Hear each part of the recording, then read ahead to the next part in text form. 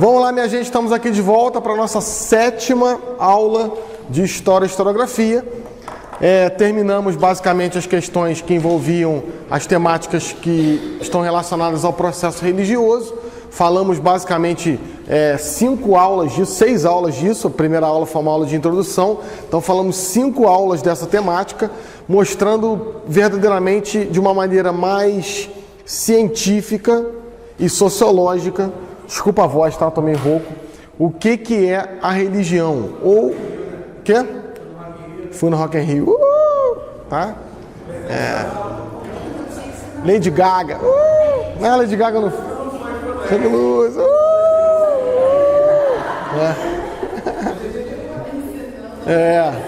ensinando o professor Gilmara, tá, gente? Depois o Gilmara vem aqui dar um beijo pra vocês. Fala, criança, beleza? Então, falei um pouco, na verdade bastante, sobre elementos que constituem a religião como elementos que vão estar presentes na sociologia, tá? E aí falei do rito, né? Falei dos elementos que constituem a teologia em si, a doutrina, tá? Isso aí a gente pode analisar, daqui a pouco a gente vai entrar no cristianismo. Só que a nossa base para análise de história e cultura cristã é esse camaradinho aqui, ó, o Max Weber, e o processo de desencantamento do mundo, ok? Esse processo hoje, ele está muito exacerbado. Por quê? Porque a gente chegou no auge da ética protestante. Inclusive, tem alguns historiadores esse ano que estão publicando bastante em relação a isso, porque tá agora 31 de outubro, tá? 31 de outubro de 1517 foi a Reforma Protestante. Na verdade, o início da Reforma Protestante, tá? A gente só vai ter verdadeiramente um processo de reforma em 1520. Claro que podem ter opiniões conflitantes em relação a isso. Como a disciplina é uma disciplina humana, um vai falar uma coisa, outro vai falar outra. Um ponto de vista é simplesmente uma vista sobre um ponto. Então, eu considero que Lutero se desvencilha da igreja aqui, não aqui. Tá? Então, mesmo assim, nós estamos comemorando 500 anos da Reforma Protestante. E muita análise, muitos textos, muitos historiadores teólogos, muitos teólogos falando sobre essa temática, principalmente sobre as reformas dentro da Reforma Protestante. E aí nós vamos pegar, mais tarde, o pietismo norte-americano, que vem fundar as religiões, as denominações cristãs no Brasil e que fundam a nossa sociedade brasileira. Tá? Analisar isso, minha gente, é como que um raio-x do mundo contemporâneo.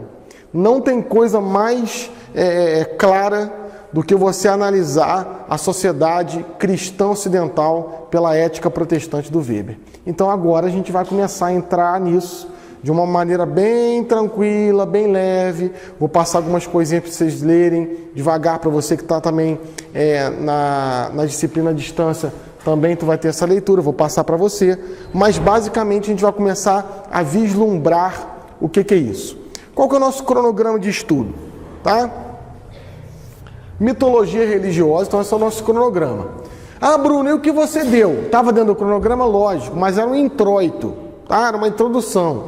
Como eu disse, a gente precisa muitas vezes de alguns pressupostos teóricos para poder analisar as coisas de uma maneira mais clara. Eu costumo dizer que é acertar o grau dos óculos, tá? Se você está com um grau menor, você vai ver menos, tá? Quem usa óculos aí sabe muito bem, né? O que é isso? Se você está com um grau desregulado, você não vai enxergar. Muitas vezes, nós pegamos alguns teóricos ou queremos entender alguns movimentos por achismo. Discutimos um pouco isso na aula passada. Por achismo, por ouvir dizer, tá? De orelhada. E aí, quando a gente vai analisar um fato, ou analisar mesmo uma historiografia que já está composta sobre aquele fato, falta algumas coisas, falta alguns caminhos, faltam alguns processos.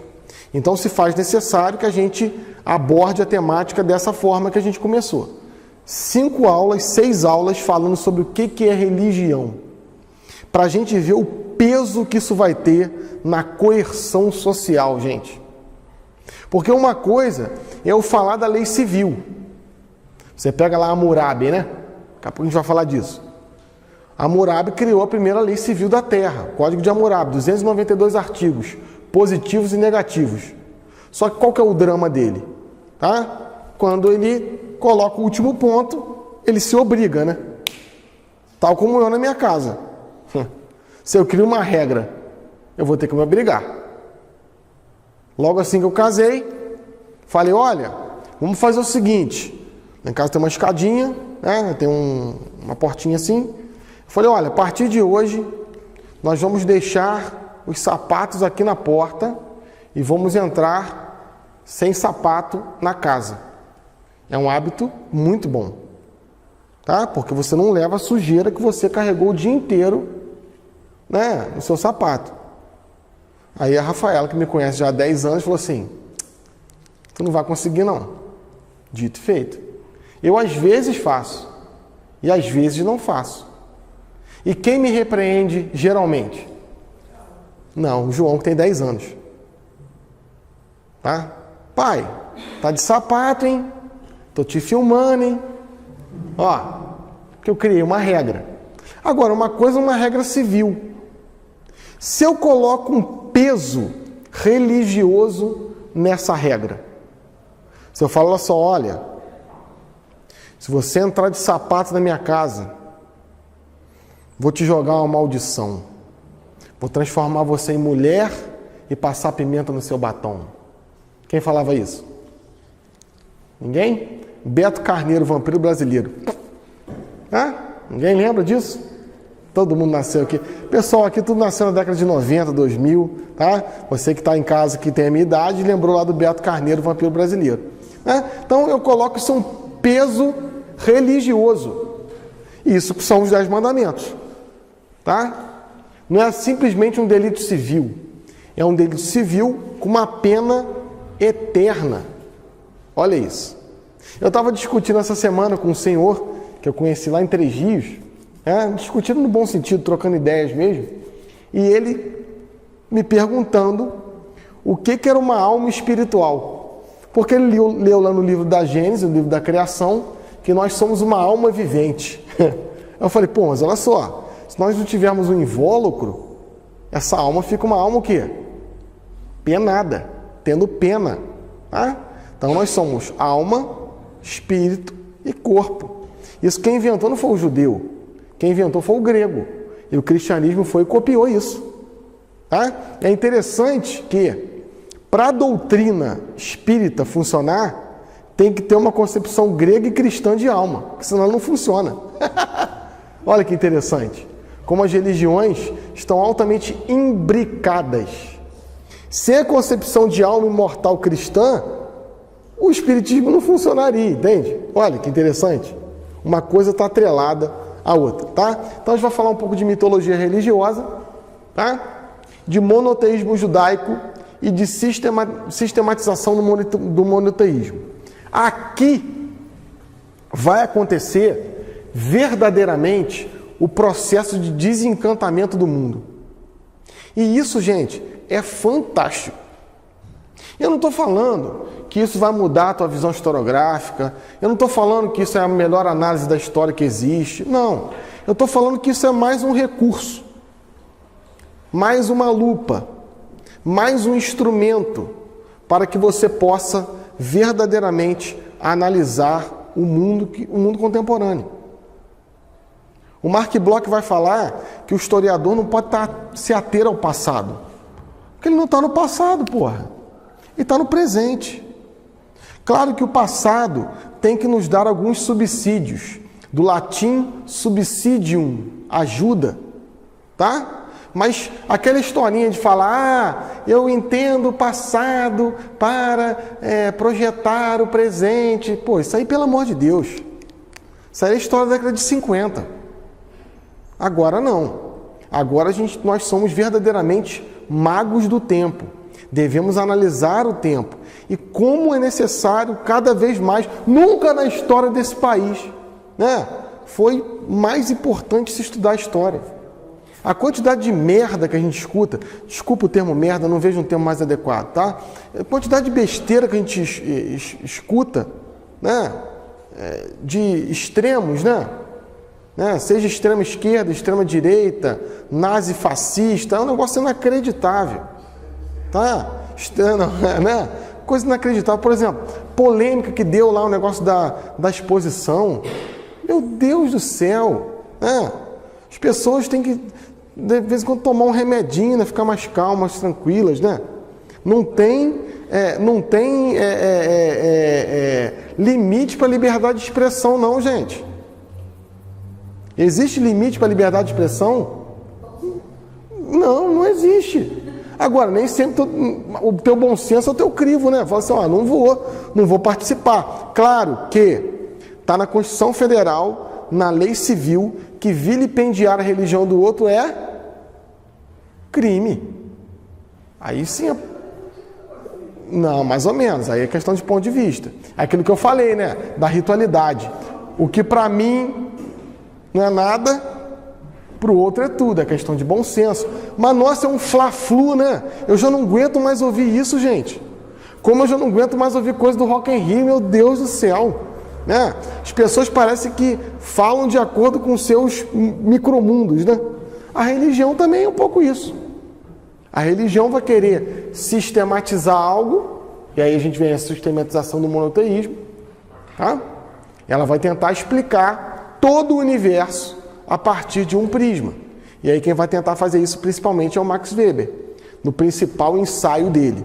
Eu vou ver se eu chamo meu amigo, tá? Alessandro Garcia, para falar um pouco sobre o Weber. Eu não vou entrar aqui na pessoa do Weber. Eu vou muito provavelmente chamar o professor Alessandro Garcia, que é especialista em Weber, doutorado, na verdade já é doutor, né? E ele vai vir falar um pouco da personalidade do Weber, do contexto social que ele vive, iníciozinho do século XX, fala. Não, a gente dá uma leitura para você saber a vida do Weber também, tipo, dá quase que a biografia dele, mas entender o contexto que ele vivia também. É um livro que tem inclusive na biblioteca que você leu, um ensaio de sociologia. O primeiro capítulo inteiro, com 50 páginas mais ou menos, entender essa parte toda dele. Boa, a gente pode pegar esse livro de repente e pedir para vocês xerocarem. Você pode fazer isso para mim? Posso. Beleza. Tá, a gente só para não vou cobrar nada, tá?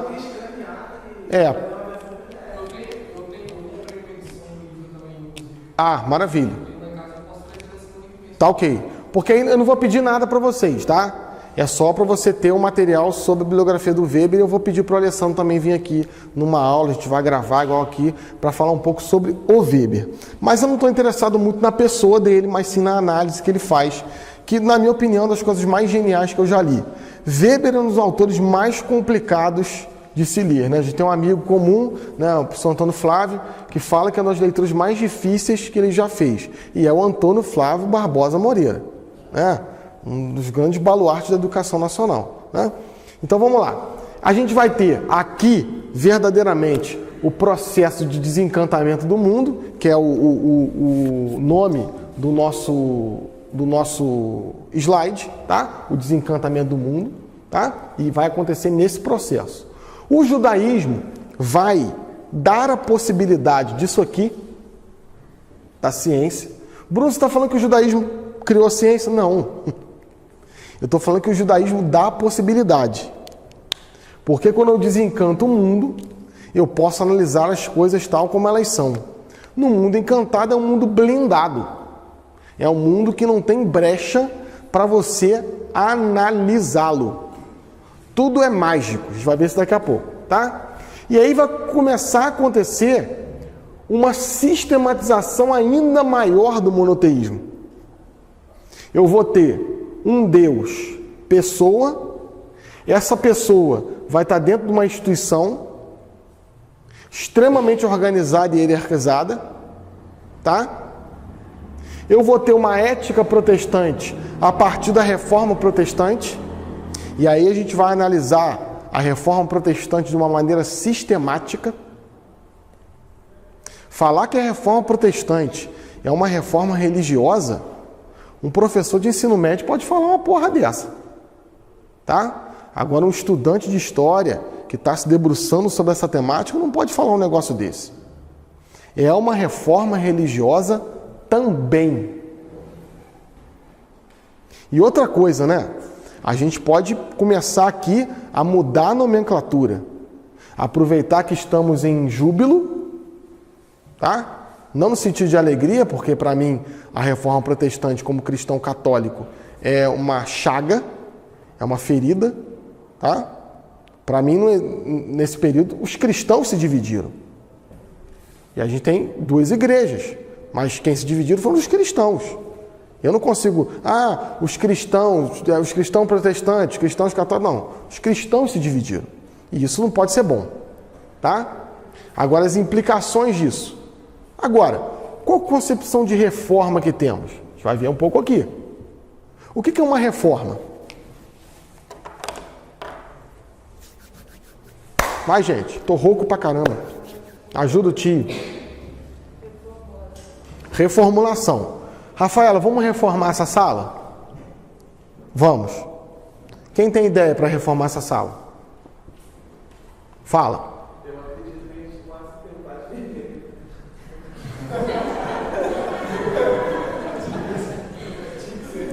Você tá vendo que eu sofro nas aulas presenciais, né? Tá vendo? Né? Se você não ouviu, olha lá, Denis, né, que é o Denis Alado, falou que tem que pintar de vermelho a sala. Tá, eu faria diferente. Alguém faria diferente? Eu também. Boa, Rafaela. Rafaela não. Cláudia. Eu faria um mezanino de madeira. Tá? Não, na verdade, mezanino não é uma invenção do Masterchef, né? É uma invenção do mundo grego. Tá? Os gregos já tinham mezanino. Tá? Eu faria um mezanino, e no mezanino a gente poderia colocar uns armários, de guardar nossos livros. Então essa sala seria a sala de história. Tá? Teria uns sofás, umas pantufas, tá? Uma geladeira, uma televisão, né? Uma sala, um totó. Tá? Tá? Não, olha só. Isso assim, é o mundo ideal. Olha só. Primeira coisa que eu faria aqui, trocaria essa iluminação, porque aí vai ter o mezanino, a gente rebaixa isso aqui com gesso, e eu vou fazer uma iluminação de LED aqui, porque a sala é mal iluminada, tá? Primeira coisa que eu faria, eu colocaria um projetor no teto, tá? Para projetar nesse canto da parede aqui. E aqui eu colocaria um quadro interativo. As cadeiras acolchoadas, tá? Faria um pequeno púlpito aqui, ó, mais ou menos até aqui, para eu ficar um pouco mais elevado. Colocaria a câmera que você me vê fixa na parede, com uma sala de edição lá atrás, ó, pequenininho, uma ilhazinha. Estão gostando da reforma? Não? Tá? Trocaria a porta, abriria outra janela aqui para ficar mais, né? E o que mais? Dá uma dica. Nada? Não quer nada disso? Tá cafona? Tem que botar?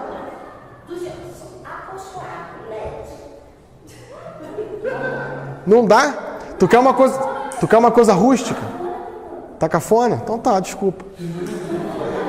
Colocaria uma bandeira do Flamengo. E aí é um consenso, né? Qual time que tu torce? Não, qual time que você torce lá? Emelec, bom, show. Olha só. Vamos voltar à temática? Vamos voltar à temática central da aula? Agora, mesmo se a gente quebrar tudo aqui, nós vamos ter uma base, não vamos? Que é a sala que existe. Então é uma reforma. Eu posso, nesse sentido, utilizando essa análise, utilizando essas modulações, falar que a reforma protestante é uma reforma? Não. Não mudou ali a base porque a base vai ser o Jesus, né? Sim, é também uma análise.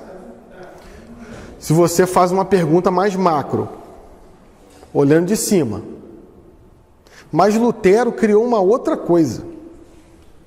Então não é reforma, é uma revolução. Quem vai falar isso é um ator que eu vou trazer para vocês, chamado Christopher Dawson. O Christopher Dawson, ele é professor, historiador, já falecido já, tá? Ele foi convidado para dar aula na faculdade de Harvard sobre cristianismo católico, só que Harvard é protestante, tá? E ele foi mostrando que a reforma protestante não era uma reforma, era uma revolução, porque cria uma outra coisa. E aí sim eu posso falar o quê? Reforma católica. Porque eu pego o que a Igreja Católica é e reformulo certas coisas. Reafirmo algumas coisas e reformulo algumas coisas. O que é reformulado na Reforma Católica? Principalmente? Não. Também. Se bem que a teologia da indulgência continua intacta, tá? O que modifica é a prática. O que modifica substancialmente na Reforma Católica? Se não tiveram isso no ensino médio, não, né? O professor já começou a falar das monarquias absolutistas, né? Não. Formação do clero. Tá? Formação do clero. Eu vou modificar a formação do clero. Eu vou criar as gregorianas pontifícias. Tá? E aí é uma reforma. Então, a nomenclatura, claro que daqui a pouco eu vou falar reforma protestante, porque é um termo que já está arraigado, né? A gente aprendeu isso na escola durante 30 anos, reforma contra reforma, reforma contra reforma. Mas se a gente analisar o que é uma reforma, não é uma reforma, é uma revolução protestante. Porque eu vou criar uma concepção de Deus, e não de Deus, né? Mas do contato da pessoa com a divindade, que é revolucionária. Isso quer dizer, não existia igual. Só que isso, segundo Weber, é o início do fim do cristianismo. E existe hoje, agora, algumas reflexões que o mundo deixou de ser cristão por conta das formulações da ética da prosperidade. A ética da prosperidade, que é veterotestamentária. O que é veterotestamentária? Do Antigo Testamento. Vétero é velho, tá? É veterotestamentária, não foi inventada agora.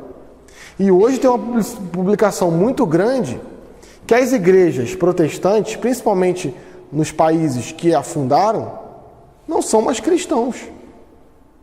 Porque eu crio uma sistematização de uma tal forma que eu vou substituir Deus pela prosperidade. E aí existe uma secularização. Por que hoje falar de religião é tão... você fala que você tem uma religião, muitas vezes você é satirizado. Na academia, então, meu Deus do céu, gente. Mesmo em ambiente com alcunha de católico, nossa, ó, tem que ralar. Você é satirizado. Nos meios acadêmicos, se você traz uma temática religiosa, você é satirizado. Se você é de humanas e você fala que é cristão, aí você é vilipendiado, nem é, né, esculachado. Por quê? Porque nós vivemos num mundo que criou isso através dos processos religiosos. Por exemplo, nos Estados Unidos hoje se vive uma crise do protestantismo. Por quê? Porque tem uma análise bíblica que foi não inventada pelo protestantismo americano, tá? Principalmente os batistas, que é a famosa teologia bíblica crítica. O que é isso? Eu vou tentar, de todas as formas possíveis e imagináveis, mostrar que os relatos bíblicos são científicos. E isso é muito forte hoje nas nossas igrejas neopentecostais. Por exemplo, você pega uma igreja muito forte nos Estados Unidos, os adventistas, né? Eles têm universidades, os adventistas, que têm cadeiras históricas sobre a época de Jesus, sobre o próprio Jesus, sobre a arqueologia bíblica. Um dos maiores arqueólogos bíblicos do mundo é brasileiro. Tem um programa de televisão famoso chamado Evidências. Tá? É uma tentativa, inclusive eu gosto muito dele de assistir, é fantástico. Tá? É uma tentativa de colocar todos os relatos bíblicos no crivo científico. E aí o que eu quero provar? Eu quero provar o criacionismo. Eu quero provar que Deus criou o mundo em 6 dias, no 7º ele descansou. Aí eu vou fazer uma análise lá da ionosfera, com as camadas, papapá. Eu transformo a religião numa outra coisa. E isso aos poucos vai criando um processo de secularização. A religião foi perdendo algo que sempre a fez crescer. E uma coisa que pra gente está ante os nossos olhos, e a gente adora, o mistério.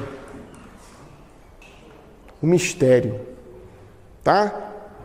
O mistério é algo que qualquer ser humano adora. Você quer colocar treva na vida de alguém, é você falar assim: oi, tudo bem? Eu preciso falar com você. Uma coisa muito séria. Puta! A pessoa morre. Ou ligar para a esposa, para o marido, para o namorado e falar assim: oi, tudo bem? Aqui eu comprei uma coisa para você. Ó, mistério. Eu comprei uma coisa para você. Quando eu chegar em casa, eu vou te dar. Aí tu imagina, né, de um jato 747 a um bombom da Cacau Show. Tá? Schopenhauer fala isso, né? O inferno começa quando começa a comparar. Você esperava uma coisa e a pessoa te deu outra, mas isso foi imbricado de mistério.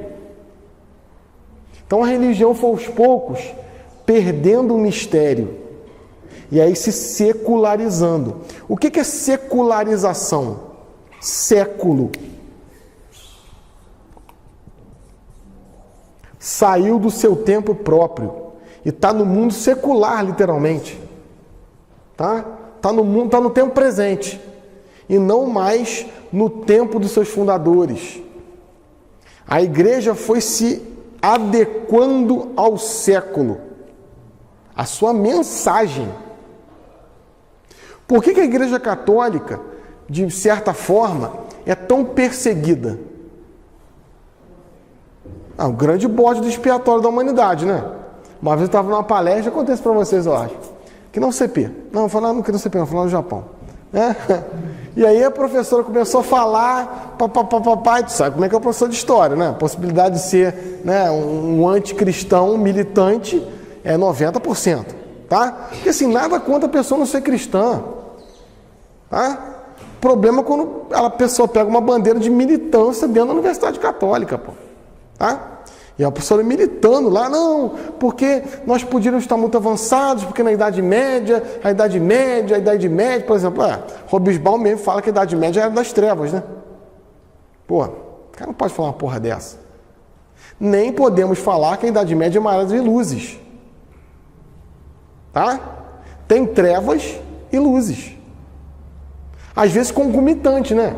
Você pega o auge da Idade Média, né? Qual que é o auge da Idade Média? Quem sabe? As faculdades. De Carlos Magno até as faculdades. De 800 a 1300. É o auge da Idade Média. Só que o que eu tenho nesse íntere? Eu tenho cruzada. Tá? Eu tenho peste negra. 1/3 da Europa morre. Só que ao mesmo tempo tem gente estudando filosofia, pô. Então eu tenho treva e luz concomitantemente. Tá? Fala. Isso, trívio e quadrívio, né? A divisão das ciências humanas e exatas. tá? As faculdades medievais, Tomás de Aquino, Anselmo da Cantuária. Só que eu tenho gente morrendo picado por pulga que picou outrora o rato. Putz, grila. Então eu tenho trevas e luz concomitante, tá? Cuidado com os dois extremos, tá? Vai falar, a Idade Média é a idade das trevas. A Idade Média é a idade das luzes. Nenhuma coisa nem outra, né? 6:30 assim, né? 6:30 não, 5:30, né? Nem treva, nem luz. Tá? Vamos lá. Deixa eu apagar aqui.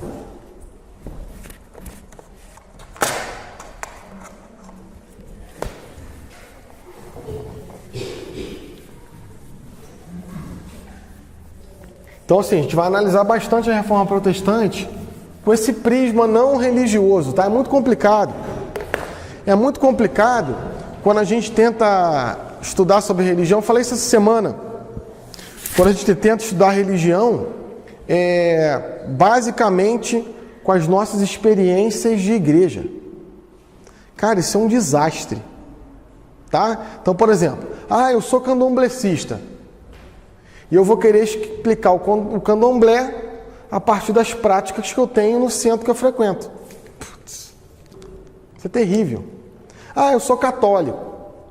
Então eu vou explicar a religião cristã católica mediante as práticas religiosas que eu tenho na missa. Eu sou cristão protestante. Então eu vou querer explicar o protestantismo mediante a escola dominical que eu frequento, ao culto que eu frequento.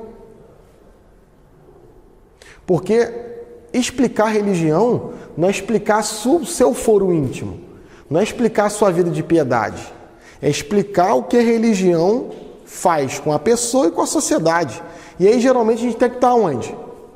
Fora, tá? Olhar de fora, olhar de um outro prisma. E se debruçar, vamos combinar, né? Pegar um livrinho e estudar. Vamos lá. Vamos tentar, o Weber faz isso.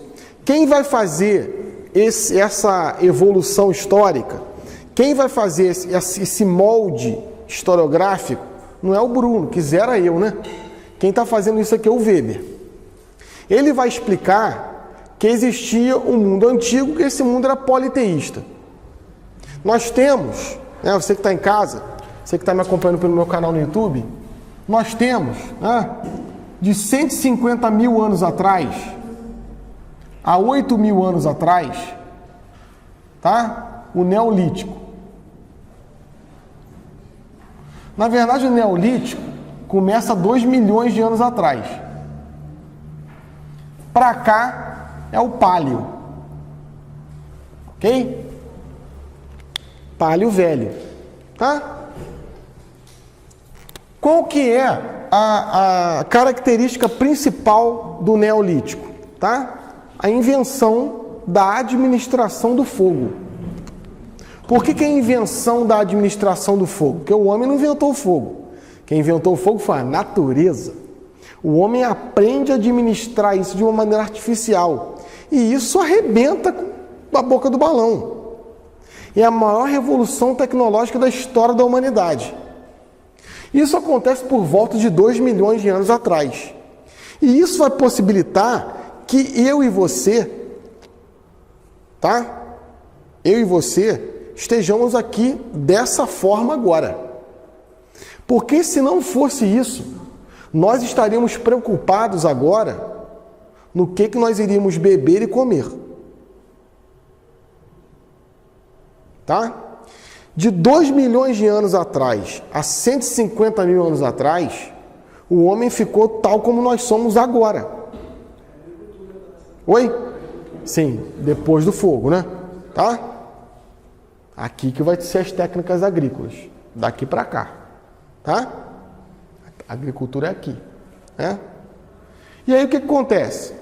Eu vou ter um boom, um ganho quântico, porque agora eu vou começar a comer os alimentos beneficiados. E a gente sabe, eu falei isso para vocês na aula passada, né? Que quando eu asso um alimento, eu ativo proteínas que cru não tem.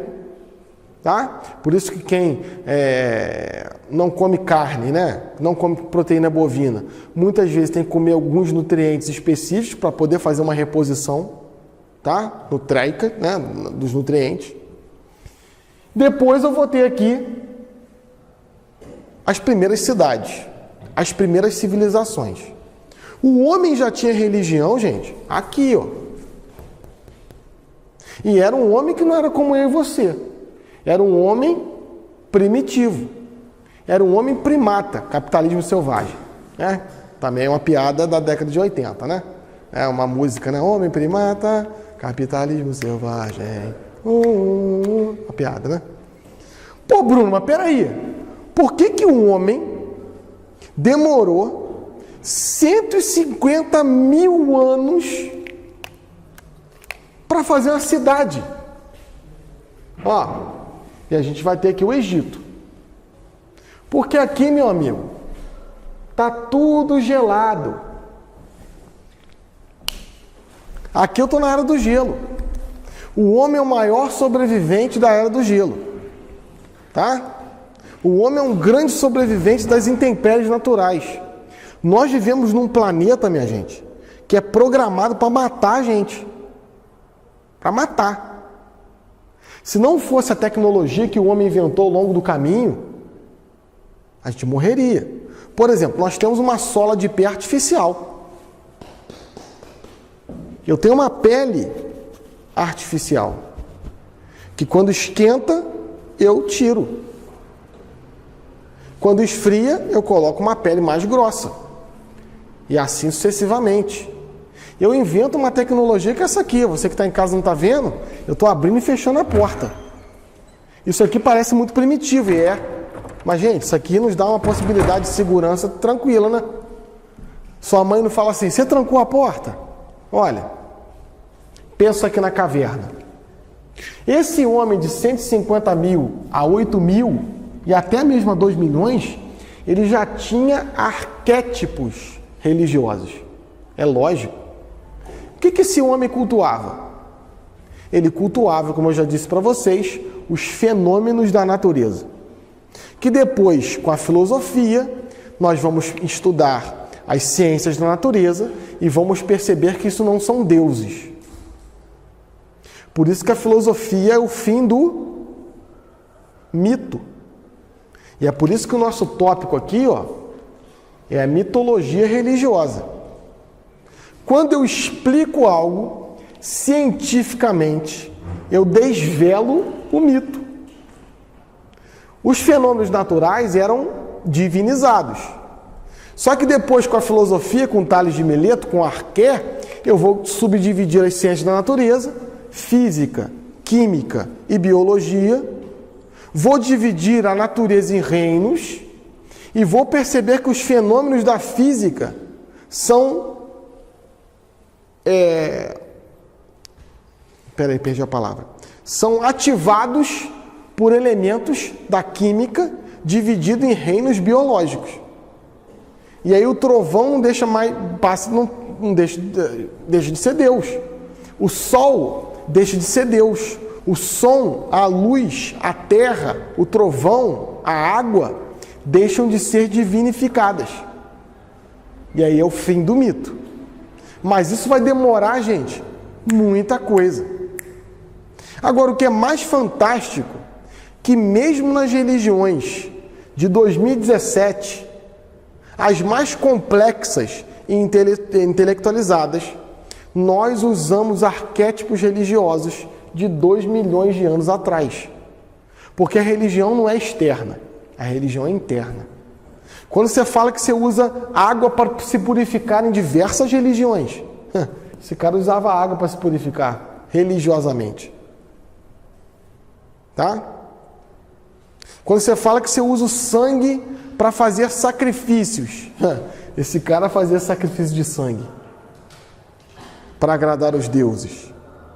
Entende? E a gente vai ter as primeiras cidades. O Egito e a Mesopotâmia. Aqui, 8 mil anos antes de Cristo. Ó, o Nilo. Eu vou ter aqui a Mesopotâmia, o Eufrates, o Tigre.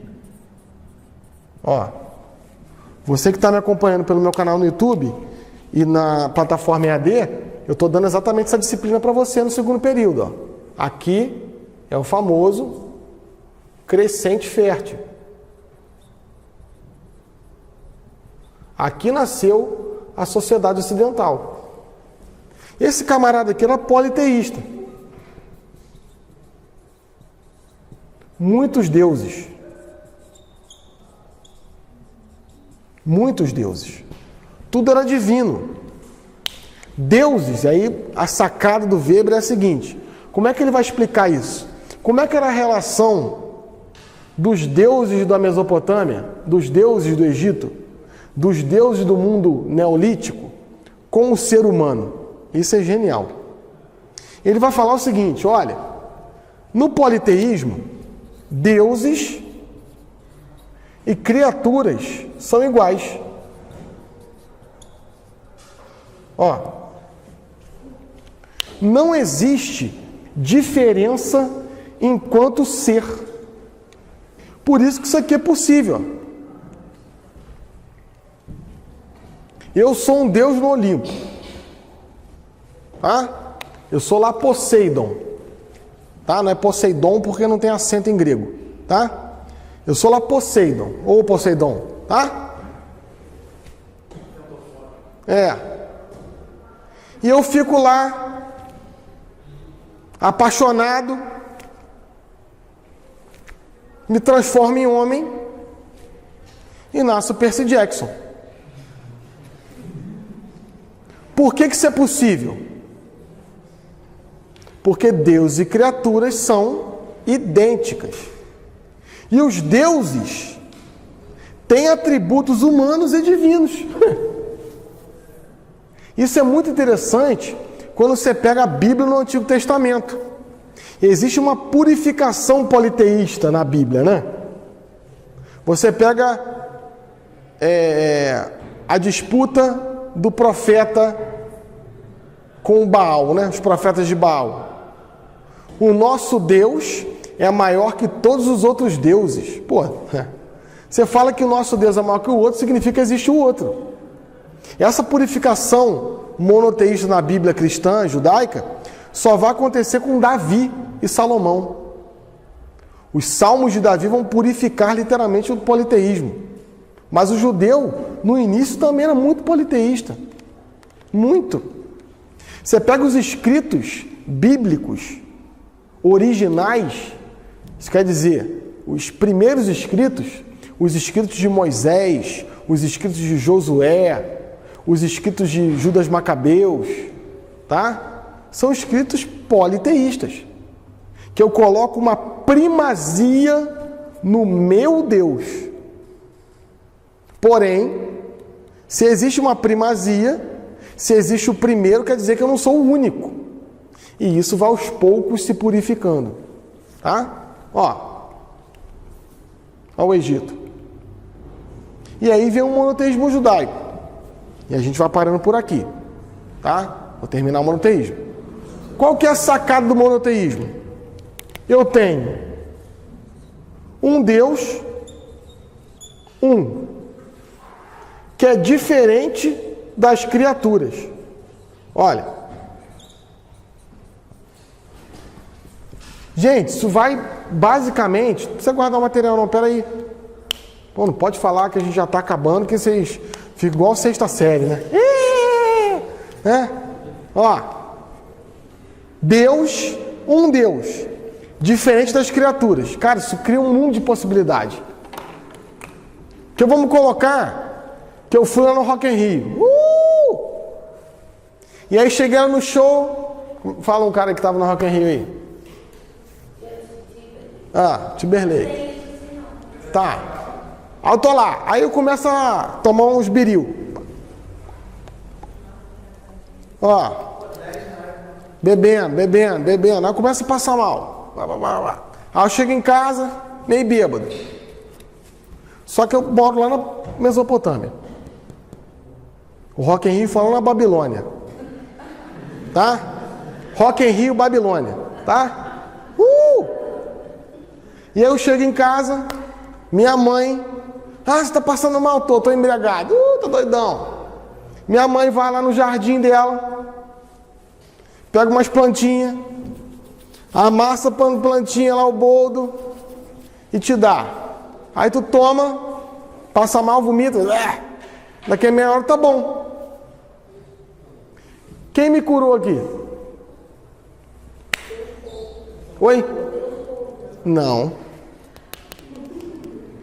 Os deuses? Não, eu estou na Mesopotâmia, irmão. Quem me curou foi minha mãe, que é uma bruxa. Ela fez uma poção mágica para mim. Por que que ela pegou a planta certa? Porque ela pode. Porque ela é uma feiticeira.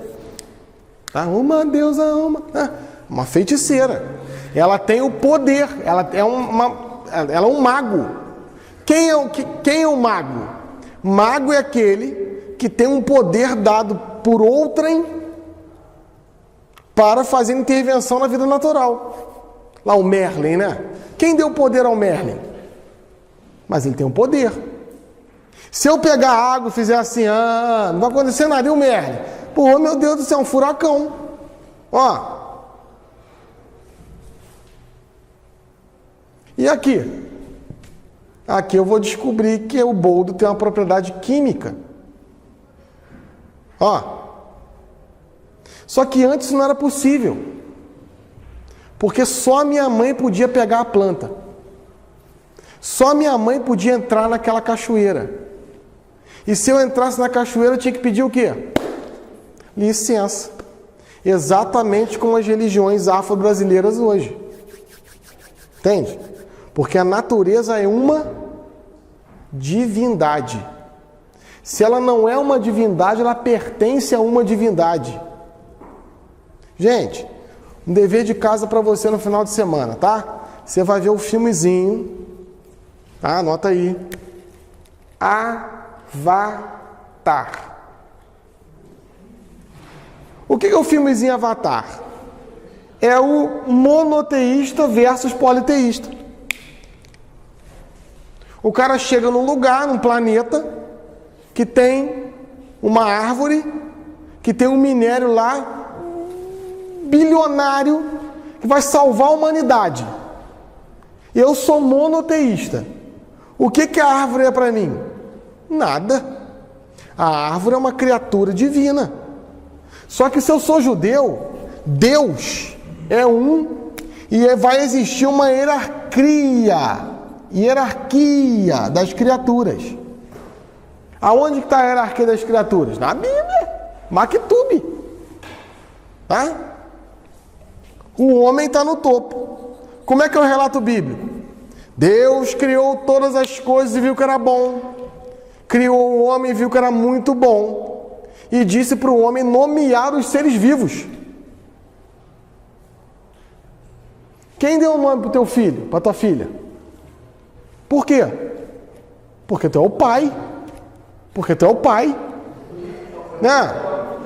Ó, quando eu comprar lá meu barco, vou colocar o nome do barco, Flá, 13/12/81. O que é isso? Flamengo campeão mundial, nunca serão. O barco é meu. O barco é meu, dou o nome que eu quiser. Quando o homem nomeia as criaturas, mostra o quê? Uma primazia do homem sobre elas. O homem não é o mais forte das criaturas, pelo contrário, né? Você tem 20 anos de namoro com seu pai. Olha como é que nós somos dependentes. Só que o homem tem a capacidade cognitiva. E aí eu vou lá, tem a árvore. Como é que é o nome da deusa da árvore? Não sabe? Não viram o filme? Eiwa. Eu sei que eu tenho uma palestra sobre isso, uma aula, né? Religiões primitivas. Eu sou monoteísta. Rebenta a árvore. Não, mas a Eiwa, com os habitantes lá do planeta Pandora, que são os navios, eles têm uma simbiose. O que é uma simbiose? É você unir duas criaturas. Tá? O sexo é uma simbiose? Não. Porque, né? É uma penetração. Diferente do cordão umbilical. O cordão umbilical é cortado. Aí o cara lá, o Navi, ele tem um USB, não tem, né? Um USB. Aí ele liga com a terra. Ó, aí o monoteísta quer matar aquilo, pô. Esses caras são malucos, rapaz. A árvore não é nada. Veja esse filme com esse prisma. De repente você viu. Quando eu entrei no cinema, eu falei assim, pô, essa porra é religião, monoteísmo, politeísmo. Tá maluco? Tô falando. Veja esse filme com esse prisma. É a luta do monoteísta contra o politeísta. Não mata o cavalinho, não mata o porquinho, não. O porquinho é Deus. Não, o porquinho é um porco. Parem na dela, montei casa na vaga. Eu sou monoteísta e o cara é politeísta. Para ele tudo é Deus. Para mim, Deus é Deus. Entende? Com o monoteísmo judaico, eu tenho a possibilidade de pegar um corpo humano e abrir no meio e ver o que tem dentro, porque aquilo não é mais divino. Claro que o judeu não vai fazer um negócio desse, porque se o judeu tocar no sangue, ele está impuro, né? Isso acontece mais na frente, tá? A gente para por aqui, né? Semana que vem a gente está de volta.